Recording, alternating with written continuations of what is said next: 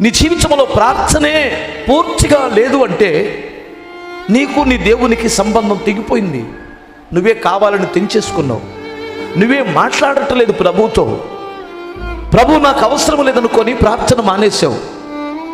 ప్రార్థన చేసేవాడు దేవుని స్వరాన్ని వినగలడు, దేవుని ఉద్దేశాలు తెలుసుకోగలడు. ఇప్పుడు నీతో మాట్లాడుతున్నవాడు దేవుడని గ్రహించగలడు. ఇది దేవుని వాక్యం.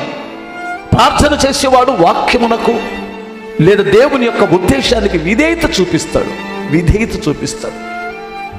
అబ్రహాము విధేయత చూపించలేదా? మోషే విధేయత చూపించలేదా?